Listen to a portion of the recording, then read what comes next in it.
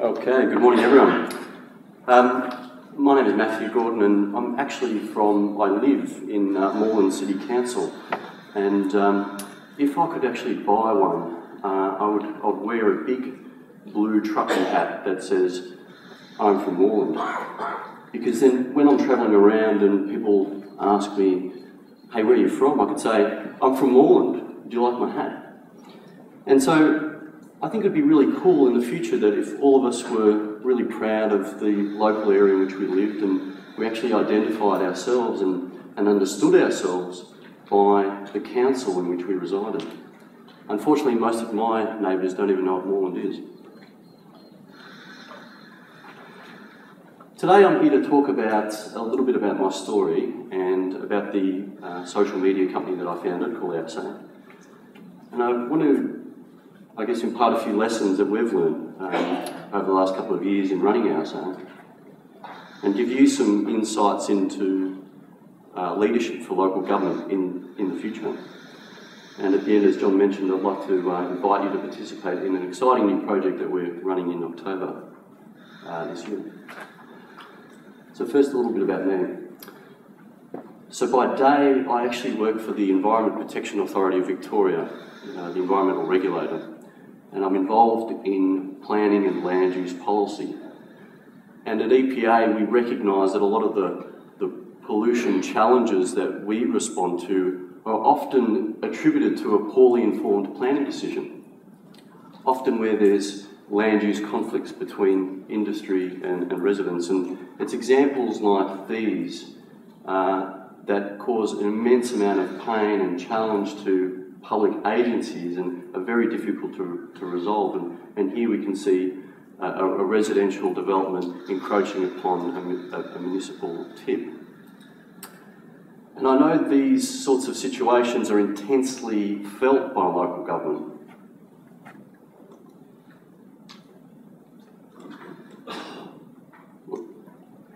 So in terms of thinking about ways we might resolve some of these issues and manage some of these issues at a city governance level, I'm deeply informed by this game, which we called SimCity 2000. And for those who don't know, SimCity was a game that was largely responsible for keeping most children in the 1990s inside and never really seeing the light of day. And it's a game where you get to be the mayor of a city. You get to build the roads, you get to put in all the land use zones and all the various services and city ordinances and sometimes stave off alien attacks as well. And it's one of those sort of games that was really popular for my generation and really put my generation in the driver's seat and gave us a critical lesson about the challenges of succeeding in local government. Fortunately, in the game, there was a no disasters button, which would stave off various disasters like floods and fires and public rioting. And I'm sure many of you in the room today would wish perhaps you had one of those buttons, no disasters. So by day, land use planning policy at EPA. By night, founder and director of Outside, a media platform that connects people directly with people in charge. And at Outside, we believe that good decision making will only occur when leaders and media, along with citizens, all play an active role in that process. And so Outside was actually founded out of this organisation, the Centre for Sustainability Leadership, which aim to promote sustainability by getting people passionate about sustainability and giving them the skills, the networks and the knowledge to put them into positions of power and influence. And every week for about a year, 25 young aspiring leaders would come together and learn from accomplished leaders and captains of industry and CEOs and politicians, and learn all those insights about how to progress change and how to shift the community towards sustainability. And it was in one of these sessions that was led by a senior minister of the state at the time, where ALSA had the light bulb moment. And it was the senior minister who asked the question, how many of you are members of a political party? How many of you aspire to be politicians? And not one hand went up. And so it sort of begs the question really, well, you've got 25 aspiring leaders in a room and not one of them see politics or even government leadership as an avenue for change. We've actually got a real problem here. And recently this anecdote, I guess, was backed up by the Lowy Institute's report on attitudes to democracy, which found that only 39% of 18 to 29-year-olds actually believe that democracy is a preferable form of government. I'm not really sure what the 61% of others are really thinking, but it's quite an extraordinary attitude. But you don't really have to go far to understand why this might be the case. Yeah? We know that the leadership standing of government is often questioned and is pretty low in our society. And so when we think about trust, and when we think about engagement, and when we think about accountability, we don't necessarily associate these ideas with government leadership. And so for our sake, we thought, well, if democracy and government is not really a platform to connect and engage, where are people connecting and engaging? And of course, the answer is, Facebook. Everyone's on Facebook and Twitter. And back then, that was 2009, and now we're talking about a myriad of other platforms and websites where people can actually connect, share, open their world and share ideas with their community.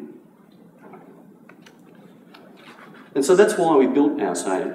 We wanted to build a place where any citizen could register an issue and promote that issue and vote for issues that they really care about and are really passionate about, and use social media to make some noise. And then the role of ALSA would be to actually get the leaders responsible for that issue and get them to respond. Now the trick with ALSA is that we actually get the prior commitment from the leaders. So no matter what happens, most votes, you have to respond. And so over the last 12 months, we've run about 25 public forums where we've invited a community agenda, crowdsourced online, and we've put CEOs, politicians, and leaders of government in the hot seat. And we've enabled those leaders to become accountable and to engage directly with the community in a very public way and thereby build trust. And so I guess the three lessons that we've learned over the last 12 months to 2 years around building some of these things is that in order to build trust in government and democracy, you need three things. First of all, leaders need to be politically courageous. They need to take risks and they need to start sharing control with their community. And in doing so, will build political capital. The media also has to play a role in this. The media needs to shift from conflict and controversial-based reporting to reporting that treats the community not as consumers but as partners in that, and seeks to genuinely inform the community and keep them in the know. And actually, citizens can't skirt from their responsibility either. Citizens need to take responsibility for the issues that they care about and take ownership of those issues. And so what this means for local government is that you guys actually have to start facilitating and creating a platform where leaders can give up a bit of control, where the media can access and also lubricate the discussion, as it were, and also enable citizens to take control and to take ownership of their world. And from time to time, recognise that sometimes government doesn't have all the answers. So if building trust through engagement and accountability is the thing we need to do, how is it then that our experiences of engaging directly with the community don't always meet our expectation and ideas of greatness? How is it that we end up with situations like this where we reach out and we ask for the community to say, hey, what do you want us to do? And no one rocks up. You know, we were doing a vision statement here and we have a town hall that's empty. And we make that assumption, yeah, that perhaps a passive community is a happy community, and you know, we as a government, they're happy with what we're doing, and we don't really need to keep engaging and seeking their authority. Well, actually, the issue here is more a function of timing.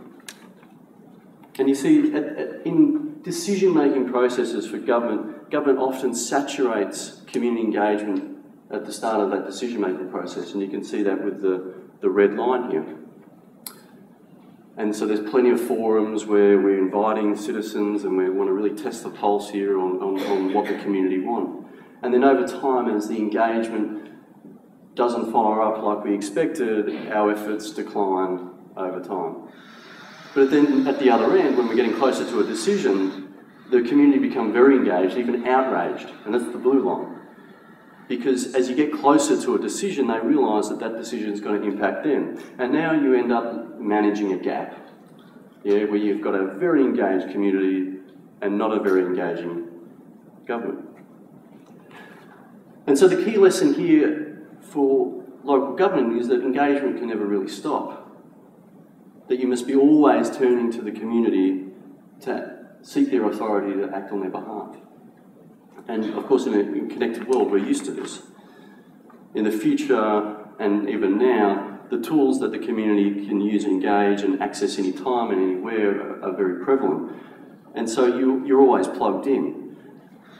And governments need to understand that they need to create a constant and accessible and ever-present position in that networked world.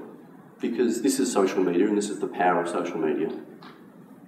And that fundamentally the authority has shifted, because if I'm pissed off with a government decision, it only takes me seconds to tell 1,200 of my friends, and all of a sudden I can engage the community very quickly. And so the culture shift here is that city governance is no longer about assisting citizens to live their life. Yeah. It's no longer about helping them pay their rates on time or collecting their rubbish. City governance is now about enabling and facilitating citizens to design a future in which they aspire to live. Governments need to find and tap into their collaboration gene. But sharing control is not always intuitive and a natural thing for you guys. In fact, your businesses aren't even established or set up to give up control or authority, because the Act says that you are the responsible authority. And so when governments enter into the social media world, a world that celebrates sharing and proliferation of ideas and empowerment, the two systems of organising are in direct conflict. And this is something government needs to overcome. Because now there is a greater expectation for community autonomy and community control, which also means there are great opportunities to engage people to actually shape cities for themselves and allow the citizen to sit in the driver's seat. And that's okay, because our generation has some direct experience in that. So, OurSay's done some pretty cool things. An example is the People's Question. This was a project where the most voted registered question on our site was planted into question time in Parliament House, symbolically opening up parliamentary processes to citizens. An Australian first and perhaps a world first too. But it's projects at the local level that are going to really count and where the greatest impact will be felt. Because local government are actually the most connected to the community, and often the arm of government that is left to fill the complex policy gaps. Health, preventative health, learning, lifelong learning, achieving environmental sustainability. These are complex challenges. But the critical challenge for you guys is probably best summarised by the former Secretary to the Department of Prime Minister and Cabinet, Terry Moran, who I heard last week speak at a public policy forum. And Terry Moran questioned the leadership capability of your sector by stating it does not see local government as an enduring partner in the delivery of policy and programs. Now that's quite an indictment on your sector. So if we could re-establish trust with local governments, then leadership capacity will follow. And perhaps local government could be that enduring partner. So by opening up to your community and saying, and putting your council leadership in the hot seat and saying, look, community, this time it's over to you. This time we are listening. What are your issues? What is the direction you want to take this council in? Because we'll make that happen. The picture of local government leading change could be radically different.